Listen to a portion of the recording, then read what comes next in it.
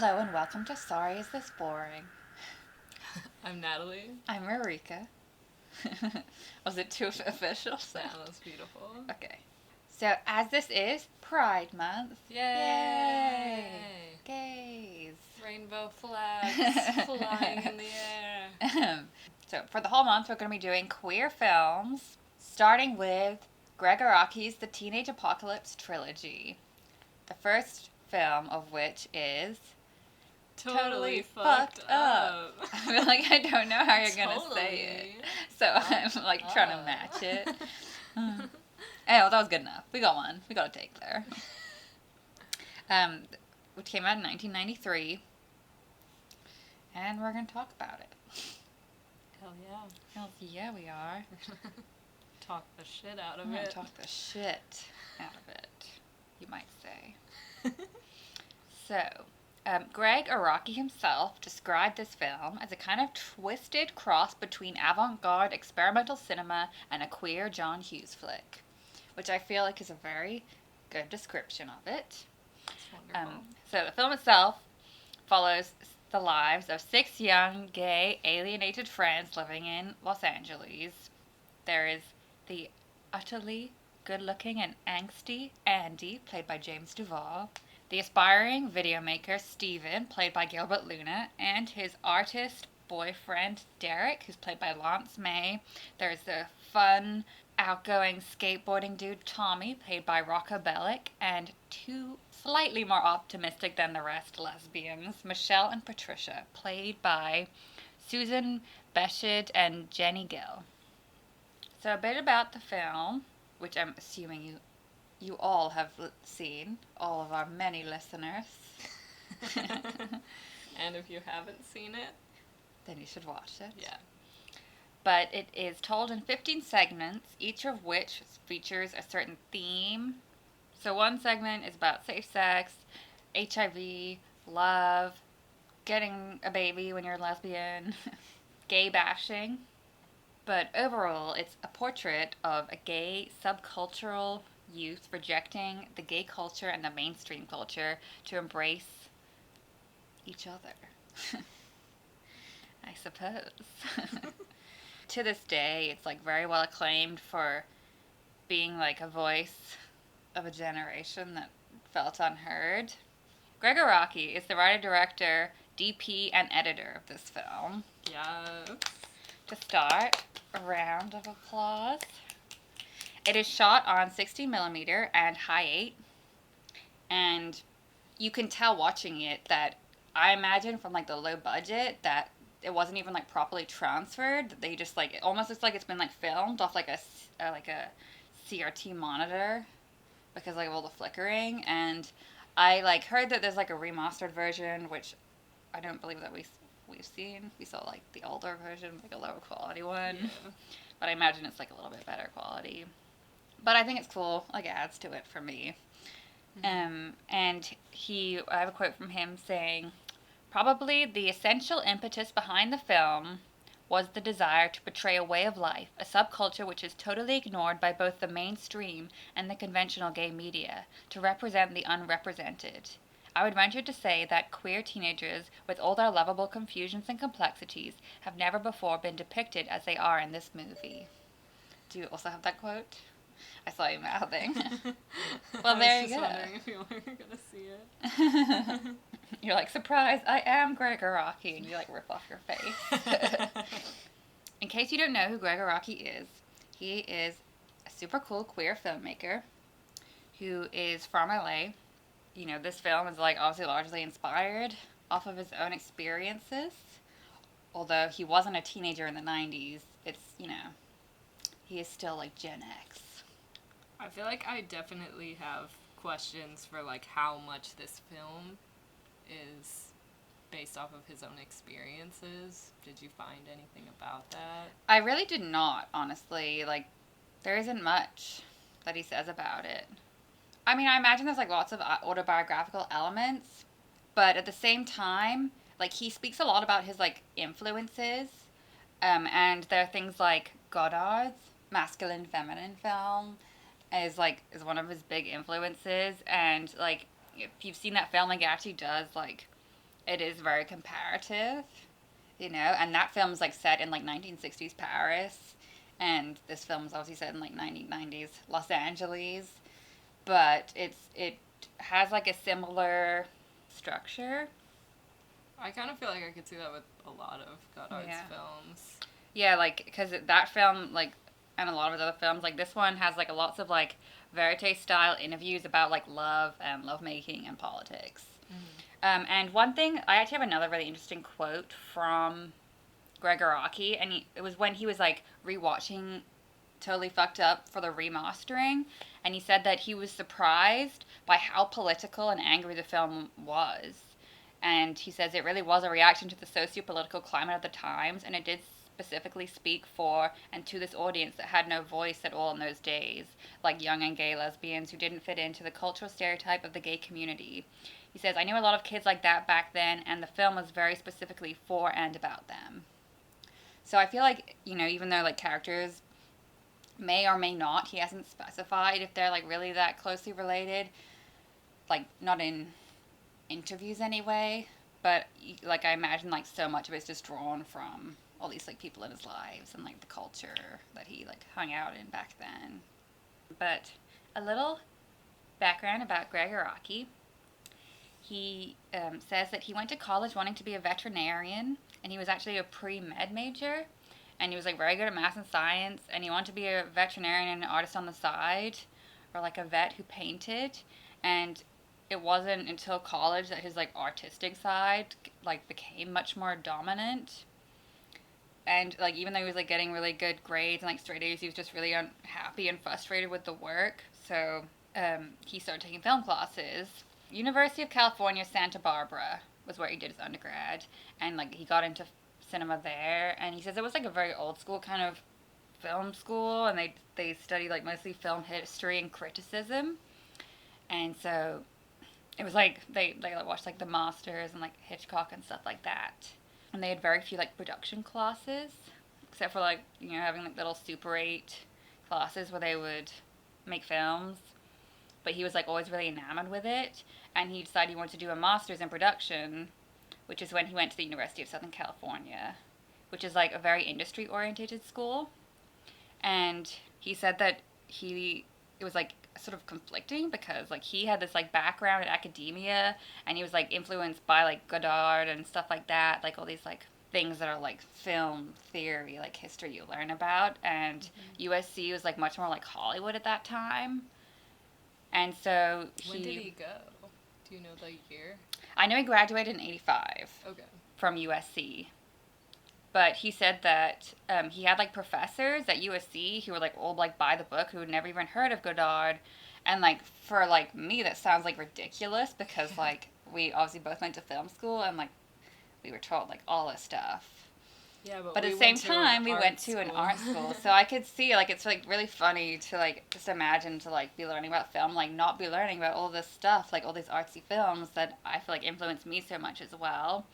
But he was saying like he was like glad because he like learned some things about like the Hollywood structure and like the production that he wouldn't have learned if he didn't go to USC. And even though it was like sort of like a battle, he needed that knowledge.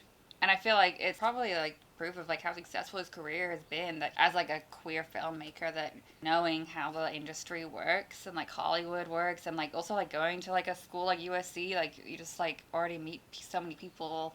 It's like all about the networking. So that's a little backstory on Gregg Araki. But yeah, as I said, this film was like very low budget. It was him doing like everything pretty much. He like directed and DP'd. In an interview, he said that in those days there was virtually no crew. I did my own camera. There was maybe a sound person, a producer, PA, and whatever.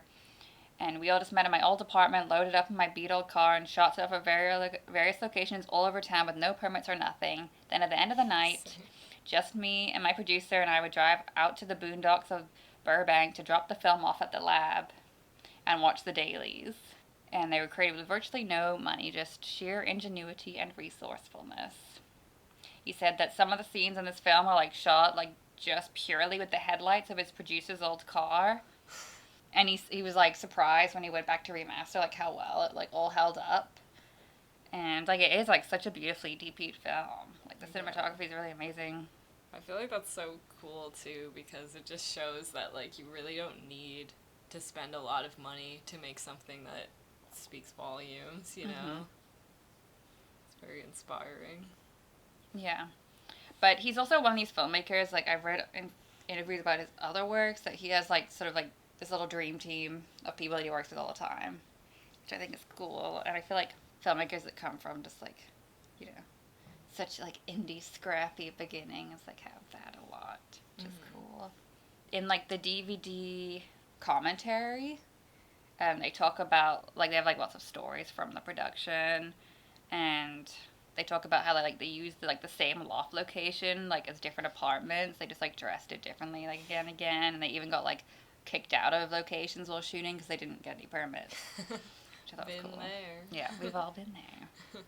So an interesting thing about this film is that like a large number of the cast members, like the main characters, like we've never been in any other films, and I imagine that they were sort of like friends, or like friends of friends maybe, or like street casts or something, because they don't seem to be, or like theater casts. He doesn't really talk about it with a lot of them. The actor who plays Tommy, Rocco Bellick, is a filmmaker who also went to University of California, Santa Barbara. So I imagine like that might be how they met, although he is like a bit younger than him. He was like, would have been like 21 or 22 when they shot this film. So I imagine they could have met like through that. But like, I'm pretty sure that they're all pretty young. This is Gregg Araki's fourth feature film that he's made. His first film was Three Bewildered People in the Night, which came out in 1987. His second film, The Long Weekend, came out in 1989. And then The Living End came out in 1992. But he's also, well, like a lot of his other films that people might know, if they don't know of him, is like Kaboom, Doom Generation, Nowhere, Mysterious Skin, White Bird in a Blizzard, and his TV show Now Apocalypse, which is his most recent work. Also Happy Face. A Happy Face, yeah. Starring Anna Faris. But his previous film, The Living End, starred Craig Gilmore, who plays Brandon in this film. And Gilmore was like an actor, but he was like also queer. And when he was doing The Living End, like he was like not like an openly gay actor, but he was like really inspired by the script, because he had also like had a partner who died of AIDS, and he was just really wanted to do it. James Duvall, who you will notice in a lot of Gregg Araki's films, gave a very cute meet cute. I'm so excited. Okay, so James Duvall used to hang around at this cafe called the Double Rainer Cafe in Melrose, and he says it was more like an ice cream bar than a cafe. They'd have like tables outside, and he would just loiter there. And he was 18 and he was broke, and he knew the people that worked there, so sometimes they would give him coffee and biscotti, he says. And he would always see Gregg Araki there, who he thought was a student because he looked really young. But at the time, Gregg Araki was not, and he was actually working on his scripts, and specifically the script for this film, when he first saw him. And James Duvall says that I drink my coffee and get my caffeine buzz and smoke cigarettes and think to myself, that's really great. He comes here to do his homework, but he was actually writing a script, which I thought was just like really cute. Aww. And he says that like eventually, about 6 months later, towards the beginning of '91, Gregg Araki approached James Duvall and said, I'm making a low-budget independent film, kind of like a John Hughes flick about teenagers, and I was wondering if you're an actor. And he was like, yeah, sure, I'm an actor. And then he gave him the role of Andy and totally fucked up.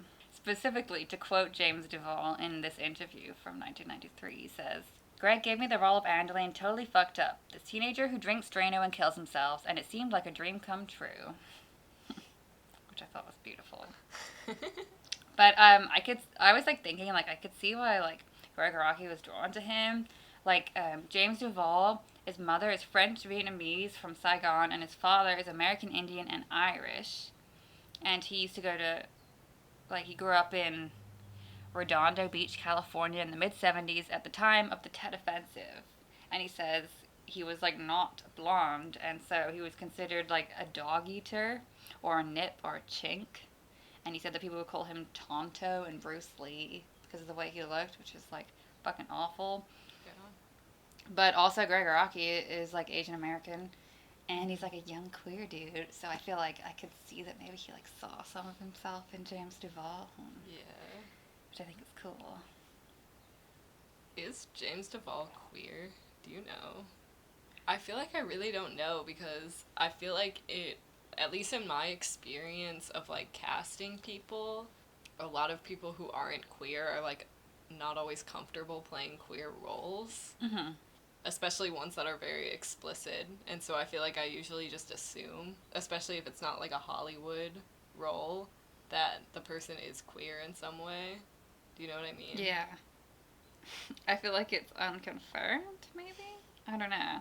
I feel like perhaps because, like, nobody has ever thought to ask him. Maybe. But I haven't thoroughly possible. researched it. But another thing that I thought was really cute that I read in this interview is that apparently, like, people referred to him upon seeing this film that he was like the love child of Keanu Reeves and James Dean. and and he says Definitely has Keanu Reeves vibes. yeah. And he said he says he didn't even know who Keanu Reeves was until a few years ago.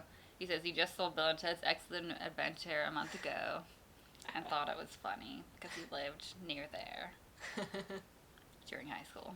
So, but he says he was also very flattered, and he was very flattered by the James Dean quote. But I feel like especially in this film, he really does give like Keanu James Dean vibes. Like that's exactly it. Yeah. But yeah, so that's sort of like as much as I could find about how all these people were cast. Like I haven't actually listened to the DVD commentary because I don't have the DVD, but I would love to. Yeah. I would love to really the DVD cool. so I could listen to it because apparently there's lots of good stories.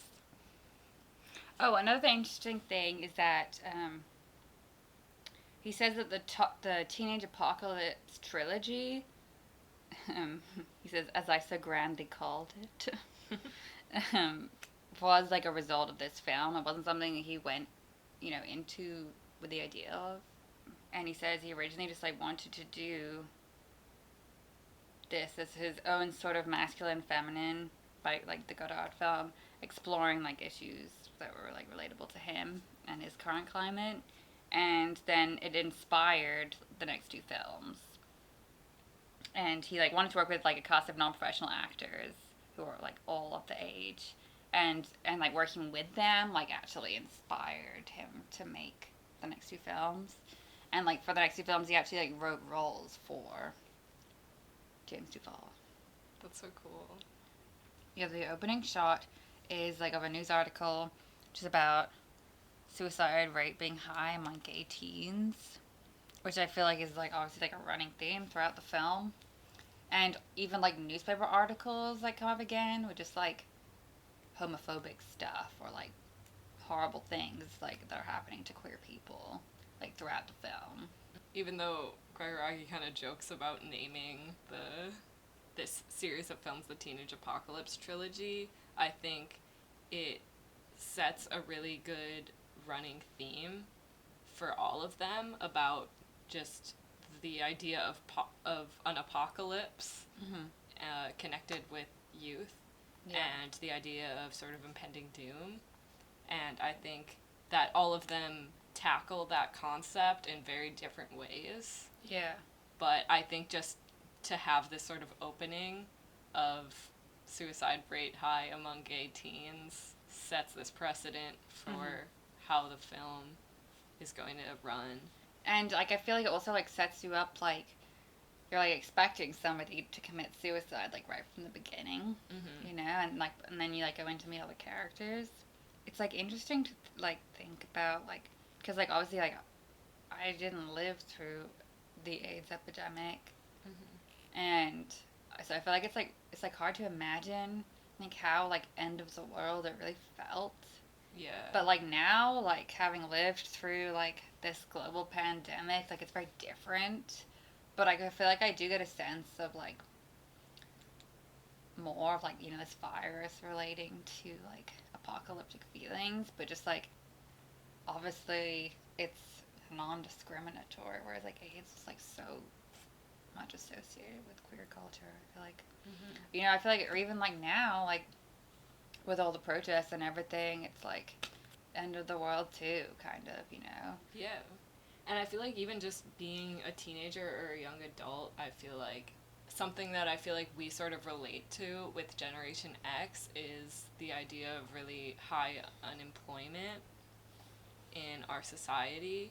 And so I feel like even myself really struggle with, finding jobs and living my life with some sort of purpose. Mm-hmm. And I think in a way our generation feels just as aimless as Gregg Araki's. Yeah. And so on one level, just the idea of being young at this time when there's not always as many opportunities for you already feels so, world is ending. Yeah. And then also having these things like the AIDS epidemic, targeting you, as a minority. Yeah. So yeah, I feel like there's a lot of layers to it. I guess on a lighter note, I love that the title card reads "Another Homo Movie" by Gregg Araki. Yeah. And I think that's also something that's so great about both his generation and our generation is the idea of being disenfranchised and turning it into humor. I think is something that sort of defines both our generation Mm-hmm. and his. Yeah. And so I think there's a lot of things within this film that poke fun at at things that are kind of serious Yeah. and just don't take things super seriously. There's like so much like irony Mm-hmm. in the film. Yeah, lots of irony. And then it goes into these talking head interviews, which are shot on high 8. And Steven, who's one of the main characters, is the filmmaker basically, and he's like interviewing his friends. Something that I found interesting is like before it was revealed that Steven is the filmmaker, like you're not sure who this like filmmaker is, this like omniscient filmmaker that they're talking to, because when it's Michelle and Patricia's interview, who is like the lesbian couple, they say that they both think that it is completely retarded, and they're like making fun of it, and I feel like that's like makes me was thinking about like because it could be like quite exploitative, like they like think it's stupid and there's like some omniscient person like filming them, and there's like so many films that like exploit like young queer people, Mm-hmm. but then like you find out that it's like a peer that's making this film and like documenting them, so it, like changes it. Yeah. But I feel like it like does address it, maybe like in just like a really subtle way. Well, number one, I think just the idea that it's a young queer filmmaker making a movie about a young queer filmmaker making a movie is something that's so self-reflective Yeah. in itself, which I think is really wonderful, and I think it shows how self-reflective Gregg Araki is and how self-aware he is. But I also, what you were saying kind of reminded me of when we went to a peer of ours screening of just this queer short film that she made. I don't think I think it's supposed to be longer, but it was sort of presented as a short film along with another queer filmmaker who made a short film. And a lot of the questions in the Q&A had to do with the idea of being exploitative just because the content is of queer people. Mm-hmm. But I kind of personally had a problem with that idea because I feel like for queer filmmakers to have to worry so much about whether or not they're being exploitative, even if they're showcasing their own personal experiences, I feel like it's kind of reductive. I don't know, I feel like it's just something that conjures up a lot of unnecessary guilt, and I think that we should be asking those questions of filmmakers who truly are being exploitative, who have a lot of money and power. Yeah, and like outsiders. Yeah. Who are exploiting subcultures that they have no part of for profit. Mm-hmm. And I feel like that's just something that I really love about Gregg Araki's films, is that you can really tell that he puts so much of himself and his own experiences into all of his films. And it's wonderful to see him sort of carrying on a legacy of queer filmmaking, as opposed to somebody who's just, decides to make a film about queer people.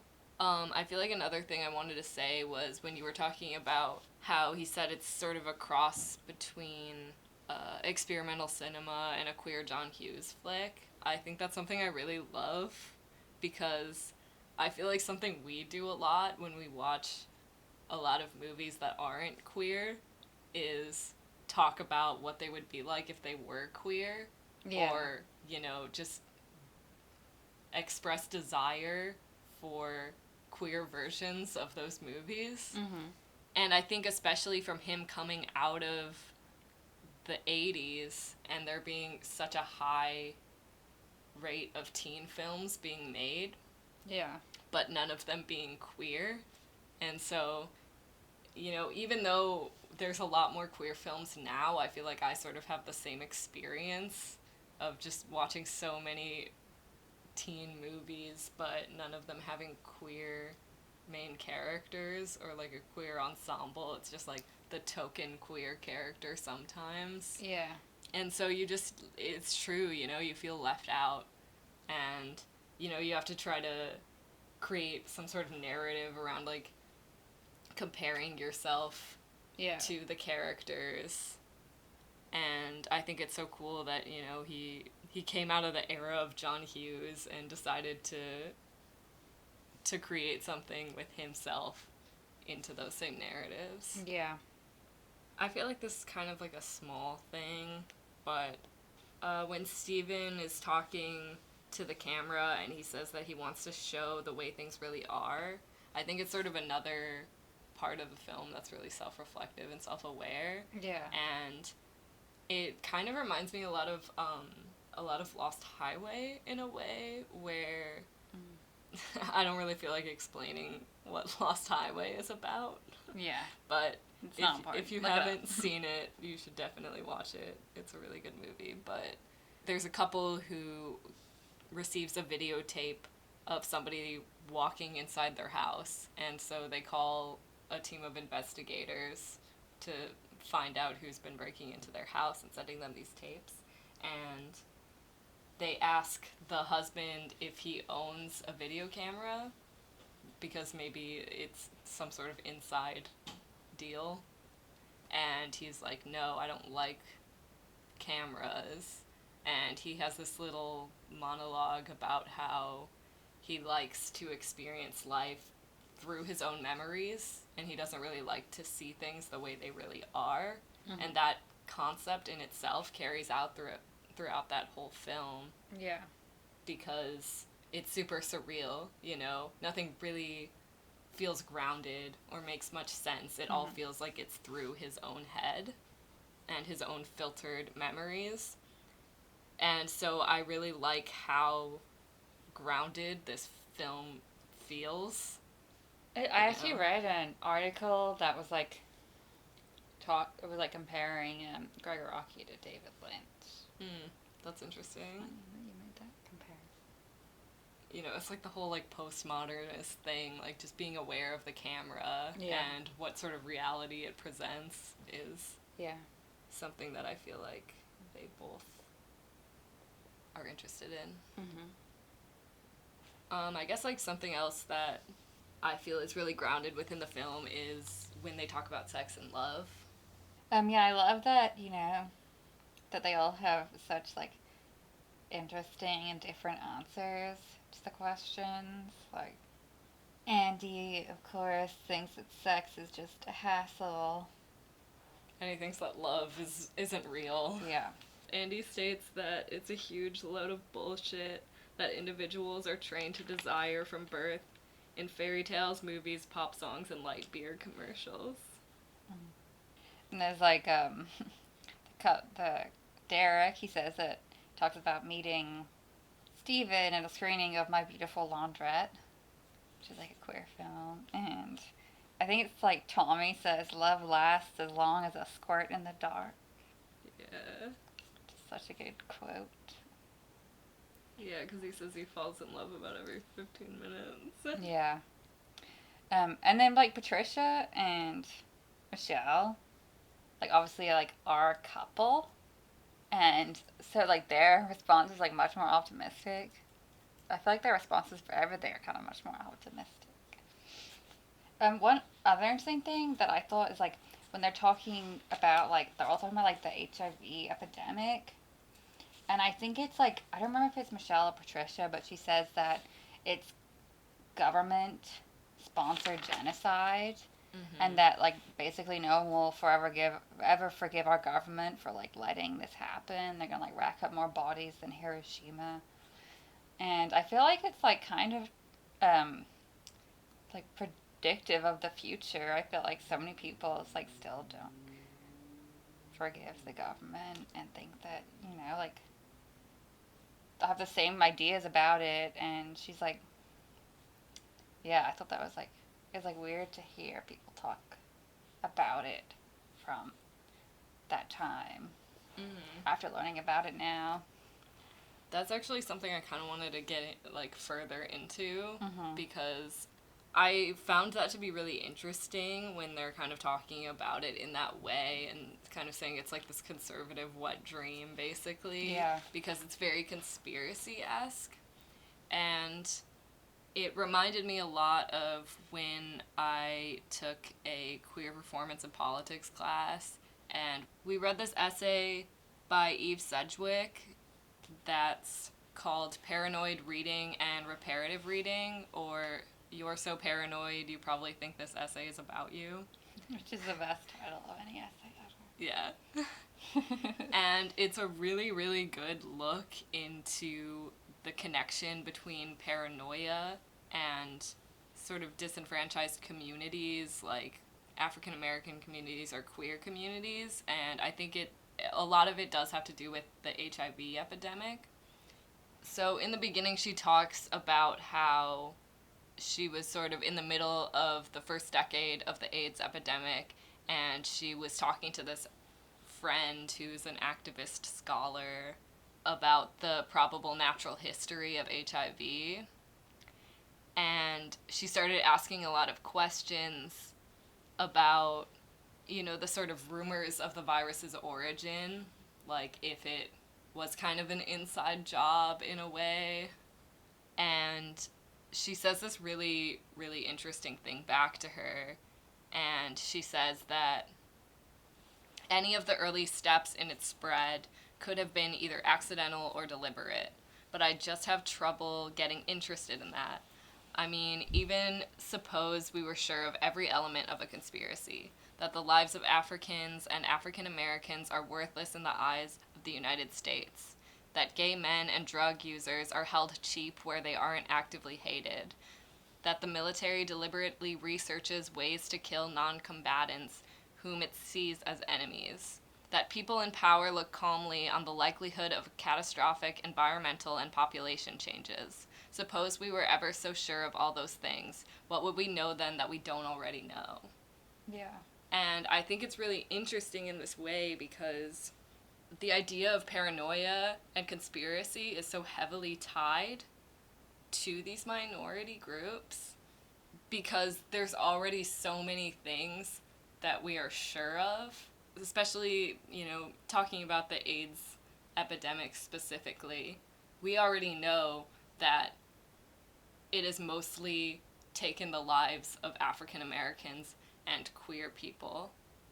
And whether or not that was done deliberately, whether or not the origins of the virus were sinister or not, it doesn't change that fact. Yeah. And so these ideas of being paranoid, of questioning where things come from, they aren't really harmful in any way. Do you know what I mean? And I think it sort of creates this idea. She goes in a lot of talking about how homosexuality has like always been tied with paranoia, especially in the Western world, and Freud actually had this whole thing about how people who suffer from paranoia or paranoid delusions, the source is usually, it has to do with questioning your sexuality or having same-sex desires. Mm-hmm. And so it's this idea that what? Fucking Freud, yeah. So it's sort of this idea that paranoia is more of a diagnosis, Yeah. but then a lot of queer theorists sort of came about using paranoia in more of a way that's comparative to, psychoanalytic critique and things like Marxism. I mean, I feel like, like people like use paranoia all the time. Like something like thinking about like with everything that's going on in the world now is that like so many people will say like if someone says like something like an act of racism has happened to them and people like will accuse them of being paranoid, like that's like a real thing that happens all the time. Yeah. And like any kind of prejudice, like all the time, like it's like meted with skepticism, people saying that you're paranoid.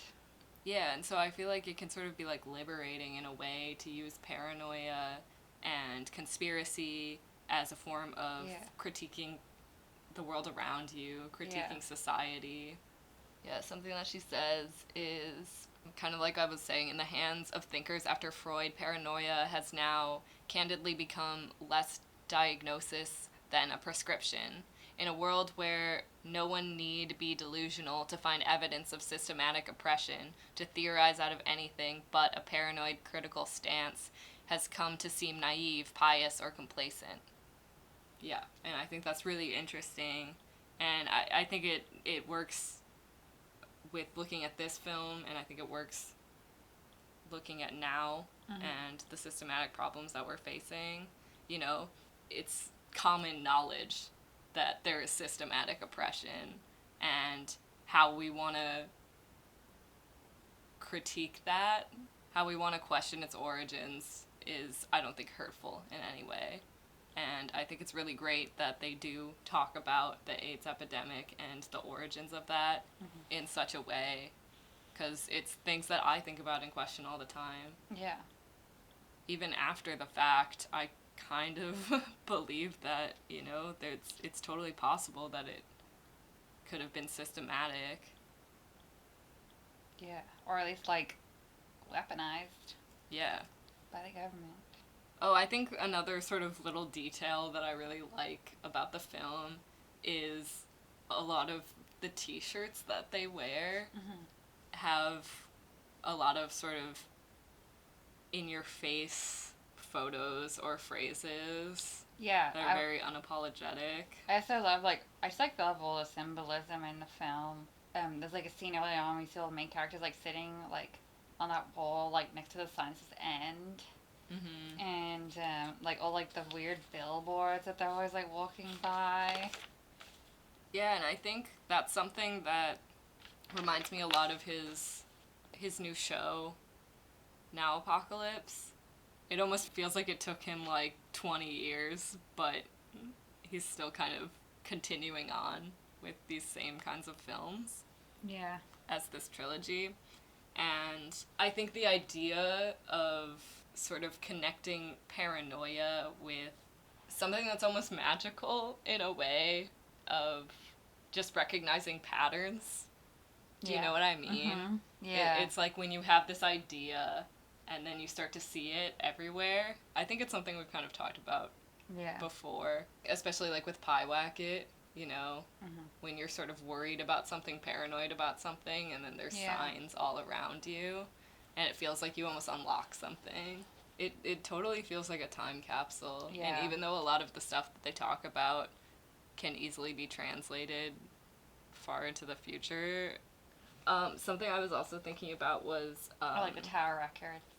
Yeah, like so many things that don't exist anymore. Oh, and there's like one billboard which says, "The City of Angels, try and find one." Yeah. That's my favorite. Oh, and there's like one title card, like, where he says, Tom Cruise is Rock Hudson for the 90s, and Mel Gibson is a homophobic asshole. It's beautiful. Yeah. Yeah, there's so much like cheekiness Yeah. in the film, which I think is really great. It seems it's so like punk rock to just be able to say whatever you want to say and put it out there for the world. And I feel like it's funny that Mel Gibson just like continuously proved that to be true. Yeah. He is an asshole. Yeah. I think that also that's something that's really great about it is it kind of feels like a little bit of a fucked up love letter to LA. Yeah. And especially seeing the same setting translated into Now Apocalypse, his most recent work. Mm-hmm. It really does feel like the way that the characters kind of talk about it, it's something that he really, there's like a place in his heart for that place.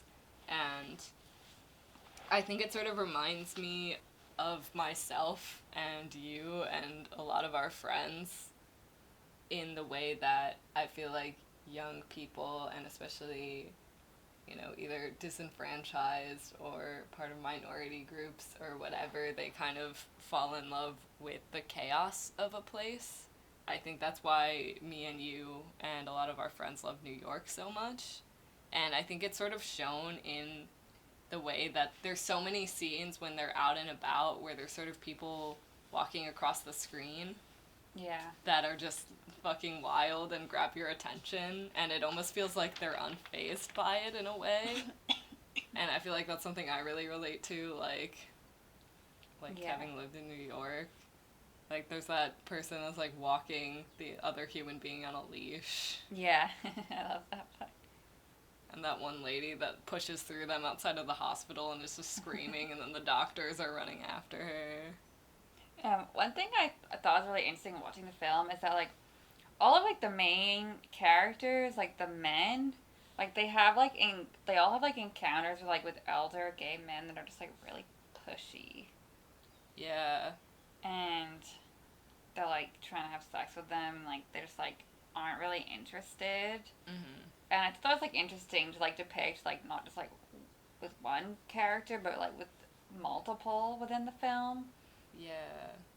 And I feel like there's something that one of the characters said that was kind of about something you were talking about before with how they sort of don't fit in with the queer culture before them and mainstream culture now. And when they're talking about safe sex, and he kind of talks about how it's different now and there's not as much pressure, I guess. Whereas he kind of goes on about how things were before when people were just getting fucked in bathhouses all the time and drinking each other's piss and shit. And I know that's kind of a very, like, dramatized, over-the-top way of explaining it, because obviously they're teenagers.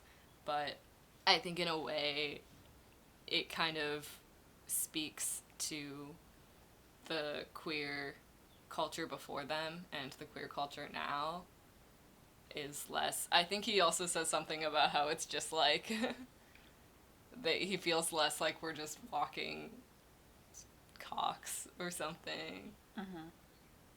Which I feel like is really nice to hear, because I feel like queer people and women in general definitely face the idea of, you know, being reduced to objects.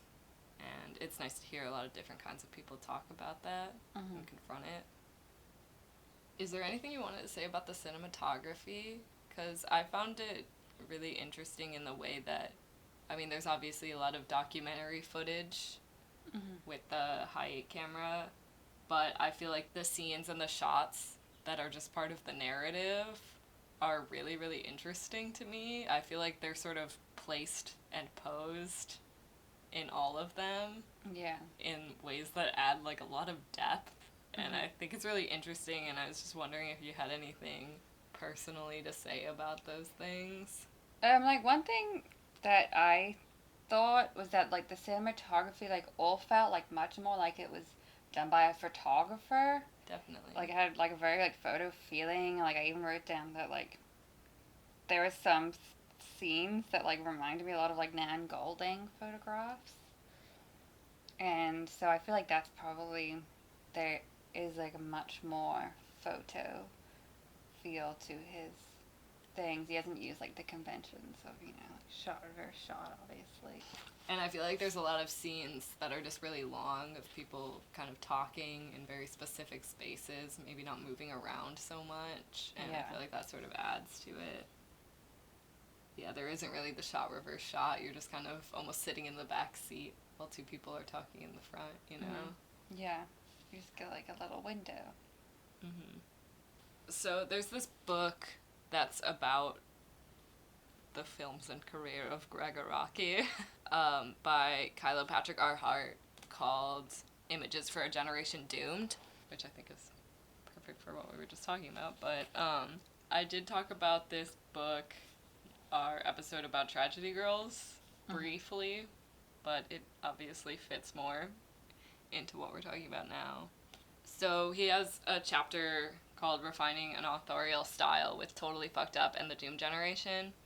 And when I was reading about Totally Fucked Up, I kind of felt like I didn't agree with a lot of the things that they said. I guess like the style of the film, they sort of kind of talk about how they have some problems with it feeling a bit too heavy-handed, which is one thing that I don't really agree with. I feel like there's definitely times when it can be a problem to be a bit too heavy-handed with filmmaking, and I think that, you know, there's ways where it can sort of lead for things to feel a little bit like a PSA, but I feel like that's mostly a problem for like either mainstream Hollywood movies or like Lifetime films. Mm-hmm. And I think that this film is very controversial and is very in your face, and I don't really see a problem with it really trying to get across what it wants to say. I don't think things need to be nuanced, and I think that that's sort of, at least for me, it feels very much like a privileged point of view, because I think if you have something important to say within a film, you should be able to reach all types of people. And I think when things get really nuanced and really abstract, it feels so much more for just academics or just film buffs. And I don't really find that very fair. Mm-hmm. And so I think it's more important to be a little bit more heavy-handed, especially when you're saying things that are very like political or socially charged. Yeah, that's what I really like about Gregg Araki. Is like I feel like he's like so inspired by like all these things that and these like filmmakers that are like really academic, you know, and like highbrow. And, but at the same time, he like also makes films that are just like so accessible. Yeah. And just entertaining. Yeah, I totally agree. And I guess another thing that I didn't really agree with him on was his discussion of the character Andy, because he kind of goes along to say that he felt that his demise at the end was very surprising, and he kind of says something in the beginning about how it kind of opens up with the subjects of his interviews, one of them being Andy, is the brooding member of the group who questions whether love actually exists, believes he might possibly be bisexual, and describes himself as being totally fucked up, even though he seems to have things pretty much together. And even with like his conversations, Hart kind of finds them to be pretty positive, especially when he's sort of giving solace to his friend who had just gotten out of the hospital and things like that. And so then in turn he finds the ending really shocking and kind of almost confusing, and I really didn't agree with that at all. Like, he kind of sees like him breaking up with that boy as kind of like the only sort of problem in his life, but to me it seems like such a clear depiction of depression. I think there's so many scenes where the way he seems so withdrawn speaks volumes to me. Mm-hmm. I remember there's that one scene when they're playing that game Heartthrob, and he's just laying on the floor smoking a cigarette, not participating. And there's the birthday party when they're all donating sperm, and he doesn't participate. And I feel like there's so many times when he's so withdrawn from his friends, and a lot of people don't really acknowledge it. And I feel like that shows so much to me, that he's like really depressed. Mm-hmm. Yeah, like I said, like at the beginning, I kind of like had this feeling that someone's gonna commit suicide, Mm-hmm. and I feel like I wasn't surprised at all that it was him. Like he's so seems so depressed, you know, and he feels like the most distant of all the characters, Mm-hmm. you know, like he's like got so much inside.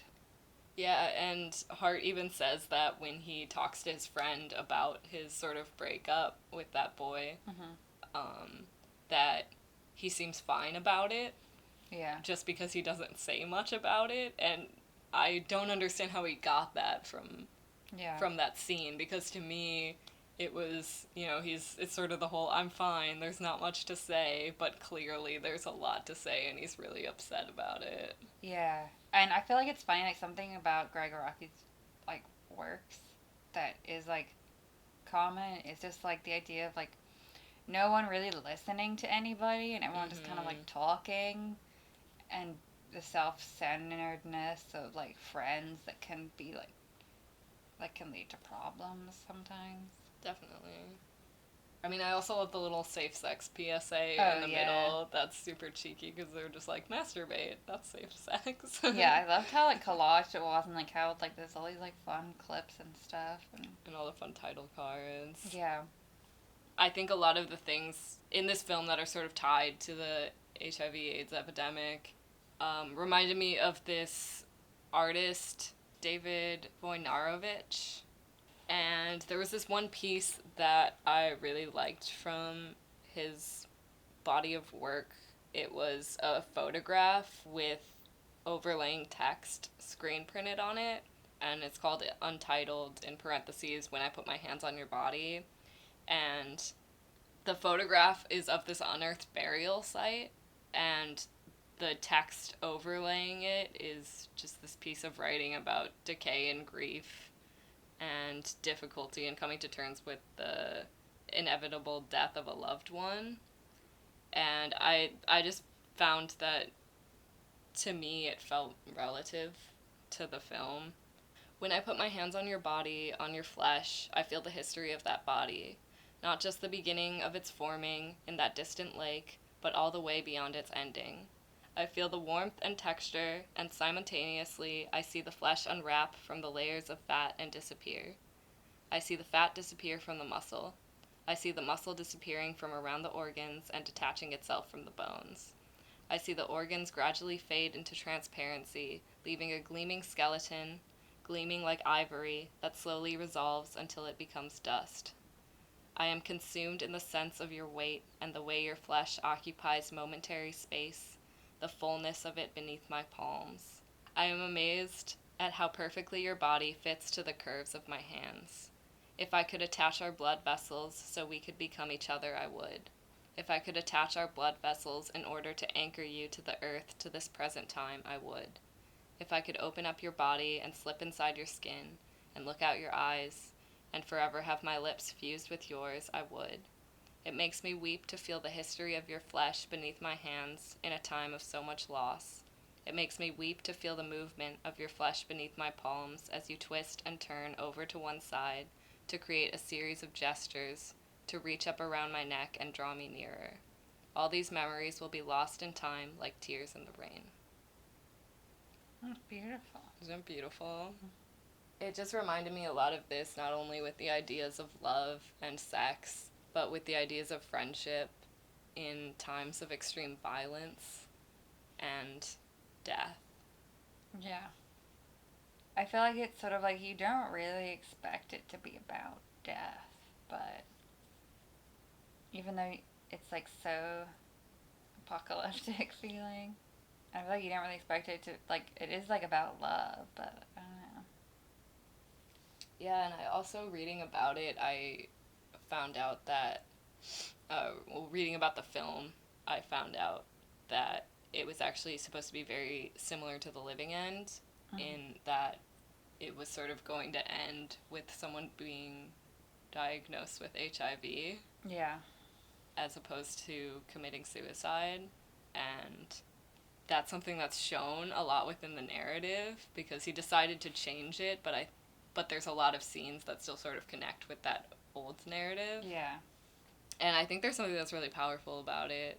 I feel like the change wasn't unnecessary in any way.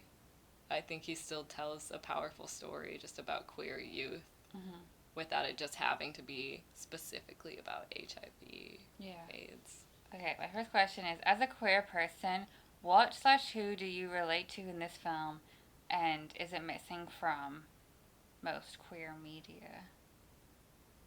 I think one thing that I really like is just showing a lesbian couple that's just really happy, and they are kind of side characters, and I really don't mind it in a way because it's not really about their relationship then, it's just them in a happy relationship. Yeah. And I find that a lot of films will have, whether or not the lesbian character is a main character or a side character, it's never really about them in a happy relationship. It's always them struggling with finding love and sex as a queer person, and either them having crushes on their friends or their families or their friends not being okay with their sexuality, and it always has to do with struggles and problems, and it never really shows just someone really happy in a relationship. Yeah. In a queer relationship, and I think that's really nice. What do you imagine new queer cinema would be without the presence of the HIV/AIDS epidemic? Like, kind of in a parallel universe where that never existed. There's no AIDS? Yeah. I don't know, like, would there be new queer cinema? I mean, if there was, what do you think the content would be like? I don't think it would be campy still, because, like, I feel like so much of it is, like, you know, like, new for the time, as opposed to, like, the old mainstream campy queer stereotype or mainstream culture. I feel like they seem like they're so tied to activism, like so much new queer cinema. So I feel like it would still have that, but just like not in relation to HIV. Be more about just like violence and hate. Yeah. If you were a teen in the 90s, what subculture do you think you would be a part of? Oh, that's so hard. If you have to pick one. If I had to pick one? Yeah. That's fucking impossible. You have to pick one. I feel like I would be a part of so many. But you can only pick one. Why? That's the question. I feel like it would probably be like the same as now, where like I would probably subscribe a lot to the sort of post-punk subculture. But I would probably have a lot of friends that were like hippies who are like into fish and stuff. Yeah. Goth. Cure fans. I think it's a little late. It's never late. I feel like 90s goth kids were like industrial and Marilyn Manson. Goth industrial kids. Yeah. I feel like I probably wouldn't have fit in with them. I feel like I'd just be more of like a post-punk kid. Is there anything you want to discuss or explore about bisexuality within the film? I know it's kind of something that's a little bit brief, but I just want to know your sort of reaction to it and thoughts. It was actually, like, I wrote down some notes of, like, when Andy says, like, he's like, oh, I might maybe I'm bisexual. Like, I could have sex with a girl if I really had to. I feel like bisexuality is like kind of like this like other in like this group of queer friends, and like it's even like presented as like something as like someone is saying they're bisexual just so like they don't have to be gay. You know, like they could like have sex with women and it'll be so much easier. You know.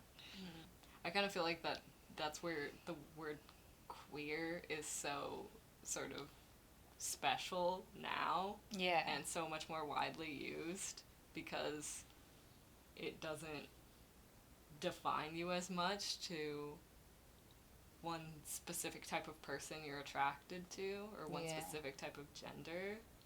But I feel like, you know, at that time it was you were gay or you were bi or you were straight. Yeah. Yeah, like I liked that the way that was depicted because I feel like it like's true to the time and like you were saying, like it has evolved now, but like you know, like even still, like there's so many people who identify as bisexual that like feel like they're so underrepresented. Mm-hmm. But that's what I like about like queer too. It's just like a way to identify and be represented in like a more less like limiting way. Yeah.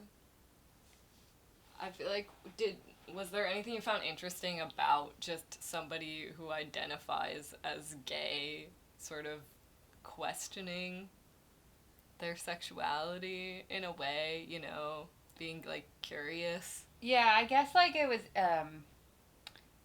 was like interesting because like I feel like within the film it's like normal to be queer, like to be gay, and it's normal like to not be monogamous like within this group of people kind of like it's like or like there's even characters that like talk about like maybe I want to be monogamous, you know, whereas like in a heterosexual story like it's the opposite, like somebody like maybe wants to like sleep with somebody else. And so I feel like I like the idea of just like norms being like switched. Mm-hmm. Do you think that there are any films that represent you as a queer person? Like that you would recommend or something maybe? Mm. Like because you were able to relate to them? I feel like there honestly hasn't been a lot that I feel like I can relate to because number one, I feel like, well, I'm not very old, and I feel like a lot of films that depict queer women are often a lot older. Yeah. And so there's very few films about teenagers who are women and are also queer. Yeah. So I feel like there's honestly not a lot to choose from. But I would probably say that the one that I felt like I could relate to the most is this 1997 film called All Over Me.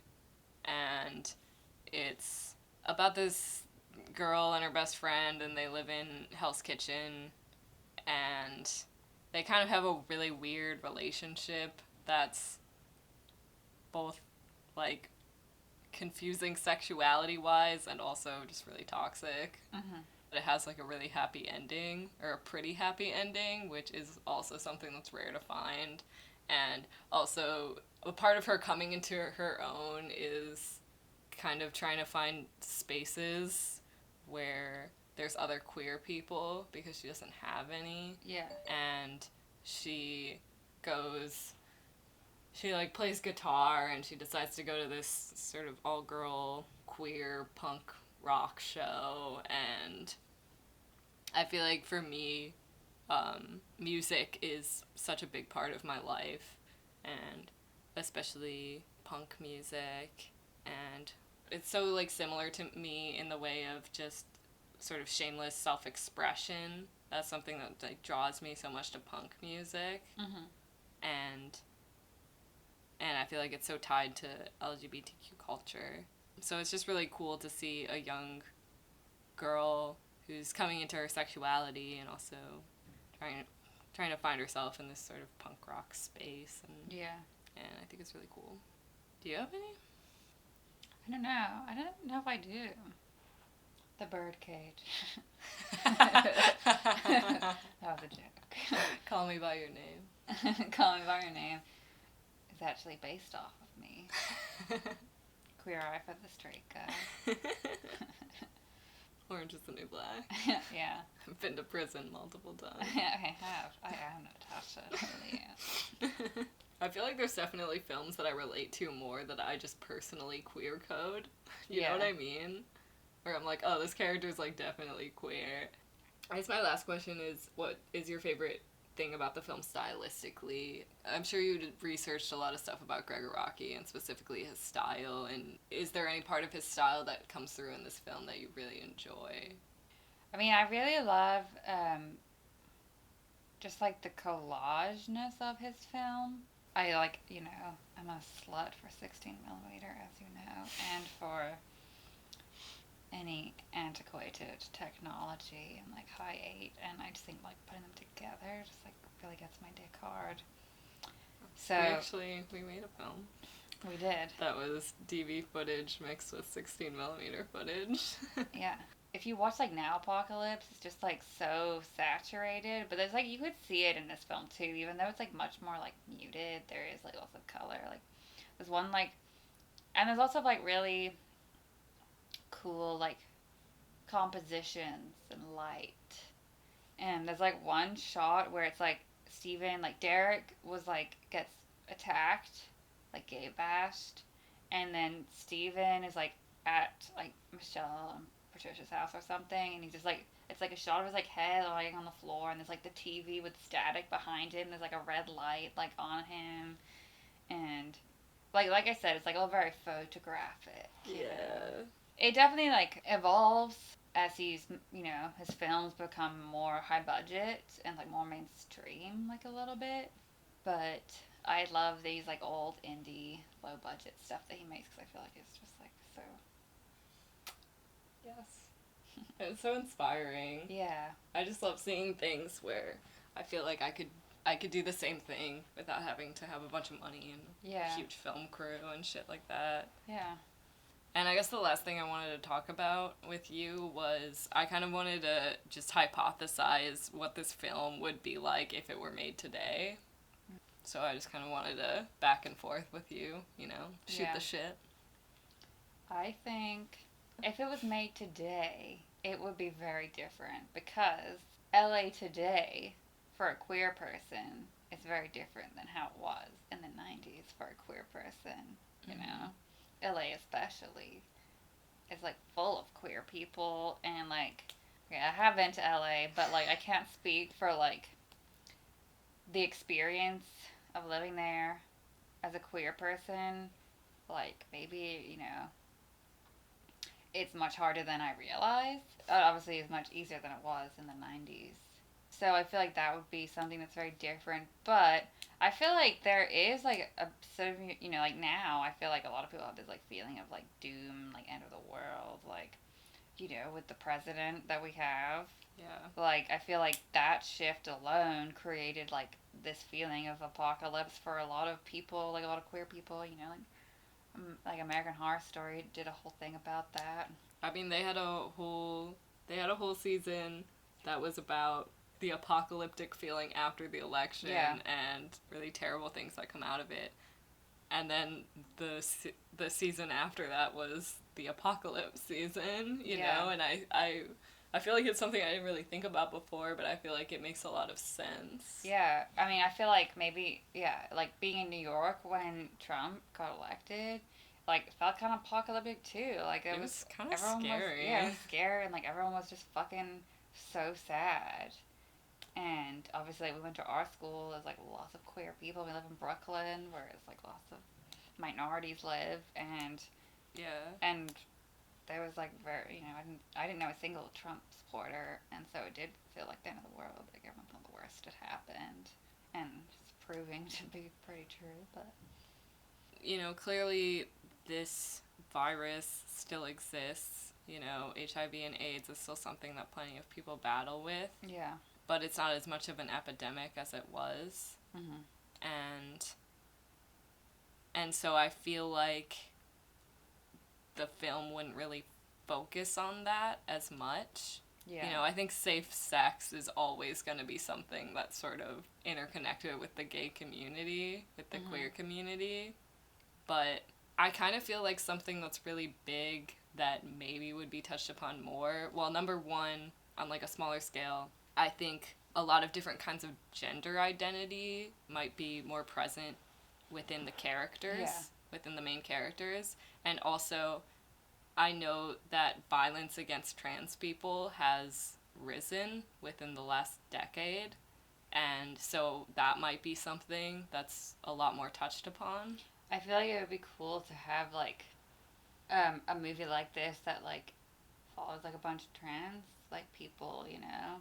Yeah, I mean, I feel like now it would be, you know, there would be gay guys and lesbians, and there would be non-binary people, and there would be trans people, you know what I mean? Yeah. There would be, like, a lot of different types of queer and identifying. Like, also, just, like you were saying, like, you know, like, HIV hasn't gone away, but, like, treatment for it has gotten much better. Like, they have, like, what is it called? Like, PrEP? Yeah. Yeah, they have PrEP, which is, like, a lot of people use, and I know, like, I remember my mom, she was, like, a nurse in London in, like, the 90s, and she said that, like, people would come, like really early, like, in, like, the AIDS epidemic, like, early on, like, people would be, like, afraid to treat people because they didn't know, like, there was, like, so much, like, false information about, like, how HIV was, so, like, nurses would actually, like, other nurses would actually be, like, afraid to, like, want to treat people. I remember her saying, like, she was, like, it was when she was, like, pregnant with my sister, she was, like, treating a man with HIV. He was, like, her patient, and she just, like, you know, wore gloves. And she knew she was fine, but there was, like, such, like, hysteria about it. Mm-hmm. And I feel like the hysteria has died down now. Mm-hmm. I guess was the point of the story.